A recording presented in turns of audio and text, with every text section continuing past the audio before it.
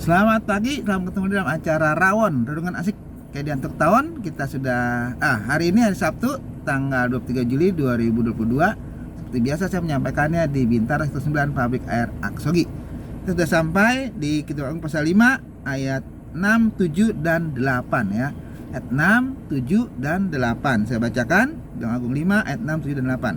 Kekasihku kubukakan pintu, tetapi kekasihku sudah pergi lenyap. Seperti pingsan aku ketika ia menghilang. Ku cari dia, tapi tak kutemui. Ku panggil, tetapi tak disahutnya. Aku ditemui peronda-peronda kota, dipukulinya aku, dilukainya. Selendangku dirampas oleh penjaga-penjaga tembok.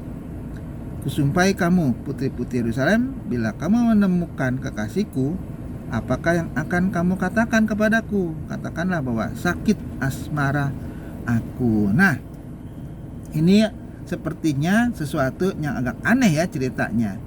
Jadi mempelai perempuan sudah ingin membukakan pintu, tapi ketika dibukakan pintu mempelai laki-lakinya sudah lenyap.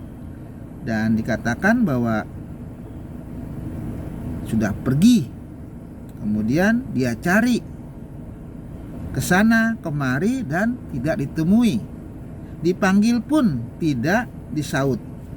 Itulah yang dialami oleh mempelai perempuan ya. Dia mencari suaminya pulang malam, pengen dibukakan pintu, tapi dia lambat-lambat buka pintunya sehingga suaminya pergi. Dia cari kemana-kemana gak ketemu, bahkan dikatakan sampai keluar rumah ya. Di situ dia menemui peronda-peronda kota, loh malah dipukuli, dilukai, selendangku dirampas oleh penjaga-penjaga tembok. Ya, jadi yang dialami oleh mempelai perempuan itu sungguh sangat menyedihkan.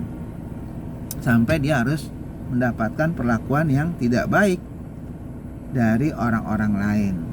Artinya bahwa ketika dalam rumah tangga itu terjadi masalah dan nggak bisa diselesaikan, itu banyak mendatangkan kesusahan ya, baik itu kesusahan dari dalam rumahnya ataupun dari luar ya.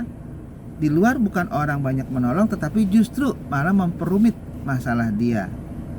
Dia cari suaminya tidak ditemui, bahkan dia mendapatkan kesulitan dari orang-orang luar. Dan itu yang dia alami. Suaminya tidak ditemui, dia nggak tahu salahnya apa ya, mungkin karena suaminya mau masuk lama dibukainnya ya, sehingga suaminya mungkin marah dan dia pengen menyelesaikan masalah, tetapi suaminya udah menghilang. Dia cari-cari, malah dia mendapatkan kesusahan dari orang-orang luar. Makanya ayat 8 mengatakan, Kusumpai kamu putri-putri Yerusalem, bila kamu menemukan kekasihku, apakah yang akan kamu katakan kepadanya? Katakanlah bahwa sakit asmara aku. Jadi rupanya kerinduan dari sang istri ini itu sangat besar untuk bertemu dengan suaminya, karena memang suaminya itu miliknya dia. Jadi saling memiliki. Kalaupun dia sama suaminya ribut, ternyata dalam hati kecilnya tetap dia menyayangi suaminya. Jadi itulah yang harus kita pelajari. Ketika dalam rumah tangga ribut, konflik, sebaiknya tetap menjaga saling merindukan. Menjaga agar masalah itu harus diselesaikan. Baik itu yang mendahuluinya pihak istri ataupun dari pihak suami. Nggak boleh berlarut-larut. Sang istri berusaha untuk mencari suaminya, berarti dia sudah berusaha.